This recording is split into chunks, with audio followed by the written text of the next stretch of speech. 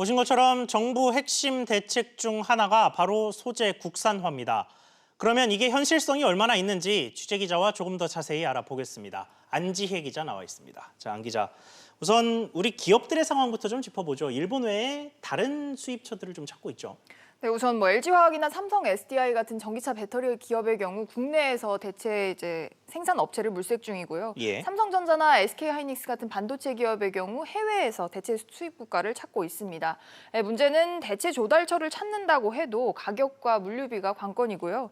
정부가 일부 품목에 대해서 기존 관세를 40%포인트 내에서 경감을 해주기로 했는데 기업들에게 얼마나 실효성이 있을지는 좀 더 지켜봐야 할 것으로 보입니다.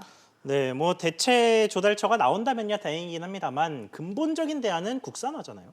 그렇죠. 그런데 이 국산화를 위해서는 단순히 기술만 필요한 건 아니라고 하는데요. 예를 들어서 공작 기계를 제어하는 소프트웨어 중에 컴퓨터 수치 제어의 영문명으로 CNC라는 게 있습니다. 예. 지난해 90%를 우리가 일본에서 수입을 했는데 이게 알아보니까 재밌는 게 국내 기업 중에서도 이 소프트웨어를 만드는 곳이 있기는 합니다. 아, 그렇군요. 하지만 일본산이 대세로 자리매김한 지가 오래고 또 다른 공정들 역시 이 일본산 소프트웨어에 맞춰서 진행이 되기 때문에 국내 제품이 있긴 하지만 대체품을 시도하기가 쉽지 않다는 겁니다. 업계 관계자의 말 직접 들어보시죠. 예. 유저가 지금도 OS가 마이크로소프트 많이 쓰게 되면 다른 거 안 쓰려고 그러잖아요. CNC도 유저가 N 작업자들이 일본 거에 익숙해져 있다 보니 다른 걸 안 쓰려고 하는 그런 문제가 있어요. 결국은 단순히 국산화가 아니라 실제로 이용될 수 있도록 부가적인 지원이 필요하다고 하는 이유입니다.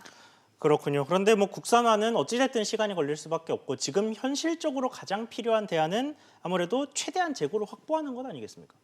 맞습니다. 대체 기술력을 갖추거나 대체 조달처를 찾거나 다 시간이 필요한 일인데요. 때문에 우선은 일본산 우회 수입 등 이 기간을 버티게 해줄 실탄 마련에 좀 더 상상력을 발휘할 필요가 있다는 지적도 나옵니다.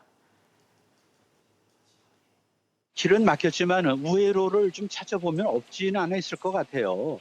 제3국을 통해서는 안 될까요? 예를 들어서 한국과 일본과 제3국 사이의 어떤 그런 채널이라든지 아니면은 일본 내국인을 통해서 하는 제3의 채널 이런 식으로 해서 조금 물량을 좀 비축하고. 네, 어떤 방법이든 사용해 봐야 하는 시점이기는 하네요. 안 기자 이야기 잘 들었습니다.